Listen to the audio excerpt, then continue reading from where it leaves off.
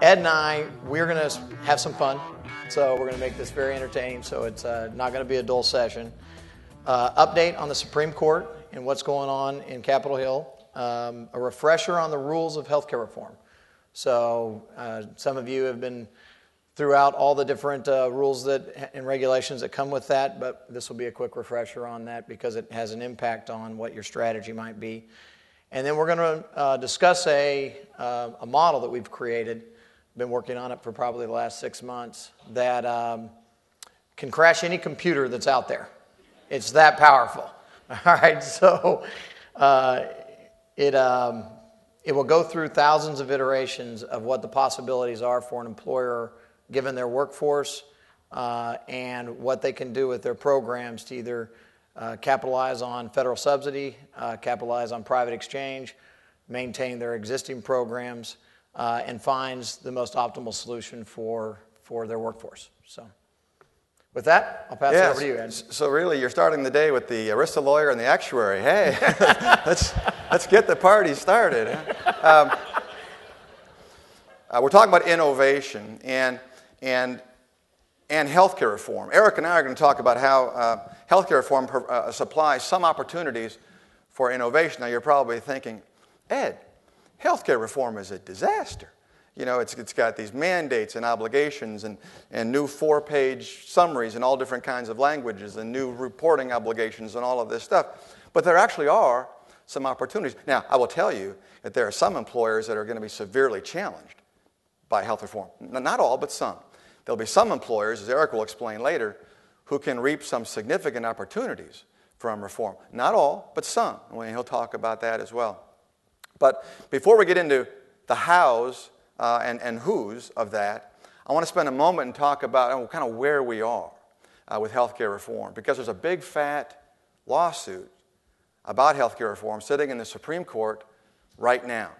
And that case centers on what we call the individual mandate. That is, the healthcare reform law says that every American, Eric, me, you, it says you have to have some defined level of health insurance by 2014, or you risk paying a modest penalty. It's called the mandate. The level of coverage you have to have is called minimum essential coverage. And it's not very much. It's not very robust coverage. But the whole concept has people up in arms. The notion that the U.S. Congress, in a government like ours of limited powers, can compel us as a matter of federal law to buy a commercial insurance product has some people up in arms. There are protests in the streets about this. Now, I'll say this about protest. Protesting is a time-honored right in America. It's not a privilege, it's a right in America. Having said that, there are some people who just should not have access to poster board and a magic marker.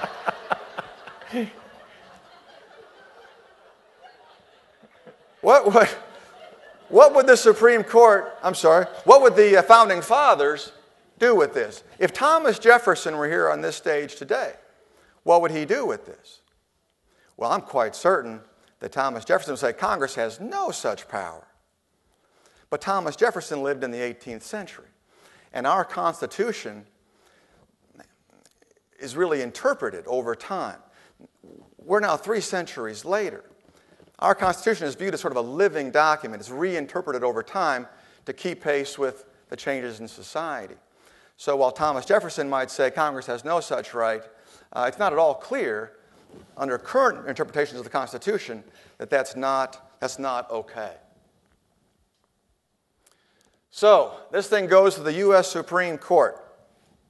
One question is, why now? The president, if he had wanted to, could have held up this question about the lawfulness of the individual mandate in the lower courts for many months, until well after the election. He chose deliberately not to do that. Now, Eric, if you were President Obama, and you're in an election year, and you've got this social issue of our time, highly contentious, sitting in a court, What would compel you to allow that case to come to the U.S. Supreme Court and be decided before the election? Let me ask you, do I think I'm going to win in court or lose in court? Or you think you're going to win? Okay. If I'm going to win, then I would want to do it right before the election. Yeah, I think that's exactly right. Hey. That's exactly right. It's a little bit of high-stakes poker. The president is so sure he's going to win this case, he allows it to go to the high court now, because then on the campaign trail in 2012, he can say to the American public, look, we had big problems in the healthcare context, health insurance context, big problems in this country. We tried to fix them. The Republicans obstructed us at every opportunity, at every juncture. But now at last, the U.S. Supreme Court, highest court in the land, says, we were right. We were right. But if he's wrong, if he's guessed wrong, then you get likely Mitt Romney on the campaign trail in 2012. And he'll say, look what happens when you give the keys to the car to the Democrats. You give them control of the House, the Senate, and the White House. This is what you get. This is what you get. And we tried to stop this. They rammed this down your throat, America. We tried to stop it, and now the highest court in the land says, we were right. This is illegal. So it's a bit of a poker game, but the president is so confident he's going to win this, he allows this to go through before the election. What the court is going to decide, and the U.S. Supreme Court will hear arguments on this case this month in March, and likely decide it by May or June, probably in May. 3 questions. Number 1, is this issue even ripe for consideration today? Here's why this is important. The individual mandate at its core is a tax law. It's a tax law because if you don't obey the rule, you're subject, potentially, to an excise tax. There's a law in the U.S. that says you can't challenge a tax law until it's in effect. Now, the health care reform law is in effect, but the mandate is not until 2014. So the Supreme Court might say, we're premature on all this. Circle back to us in a couple of years, and we'll decide it then. I don't think they will. Both sides want a decision on this thing. The public wants a decision. I think they'll probably decide it. Then, if they decide it, they'll have to decide, is the mandate constitutional? Is it permissible under the Commerce Clause of the Constitution? And then, if they say it's not, they have to decide, can we sever the individual mandate from the rest of the law so the rest of the law can survive? Most statutes, when they come out of a legislative process, have what's called a severability clause in the law. And that clause says, if any piece of this law is deemed unconstitutional or invalid, the rest of the law can survive. The health reform bill doesn't have that in it. They forgot it. They forgot. Likely an oversight. So one theory is that perhaps if the Supreme Court bounces the mandate, they may have to throw the entire law out with it. I don't think so, but it's possible. Let's talk about the Supreme Court. We talked about the briefing schedule, the arguments this month, the decision by likely May. The court's ideological makeup is interesting. On the right, we have Justice Thomas, Justice Scalia, Chief Justice Roberts, and Justice Alito. On the left, the progressives, the liberals, Justices Sotomayor, Meyer, Kagan, and there on your far right, Ruth Bader Ginsburg. The odd man out is Justice Kennedy. Justice Kennedy is a Reagan appointee, but he's kind of middle of the road. From Massachusetts, kind of middle of the road guy. Not sure which way he's going to go. I think one of the ironies about all this is that here, with health care reform, perhaps the social issue of our time and the most contentious political issue of our time, will in the end be decided by a Kennedy. What do I think the court's going to do? I think the court will uphold the mandate. I do. And I don't think it's going to be unanimous, but I don't think it's going to be close. I think it's probably going to go something like 6-3 or 7-2. If they do toss the mandate, I'm pretty sure that they're going to at least retain the rest of the law. They may throw other parts of it out, and Eric will talk about that in a minute. We call it the three-legged stool. We'll talk about that and why they might do that. But I think the rest of the law likely survives. I could be wrong, and we'll see. here's the stool. Eric, if the court did toss the mandate out, that could pose some issues, could it not? Because the mandate is really a quid pro quo for something. It's part of this three-legged stool. Three-legged stool. You know, this was very confusing, Ed, because I always thought of this in the terms of retirement, pension, and 401k, one leg, Social Security, the other, and personal savings. So anyway, now it's in healthcare. The concept is still the same. If one leg's gone, it still falls over. And what reform designed was no pre-existing condition and no medical underwriting. Okay, the only way you can do that is if you have everybody in the pool. So if people can select to be in or out based on their needs, then the stool falls down. If there's not the other two conditions that keep just the sick joining the program.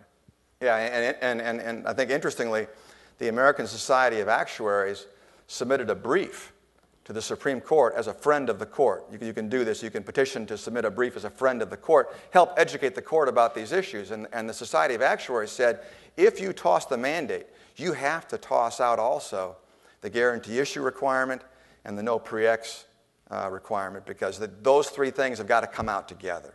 Otherwise, you have an unsustainable marketplace. Okay. So, if you were the Supreme Court, what would you do with the challenge to the mandate? Toss it out, leave it in, defer it, ask Chuck Norris what he would do.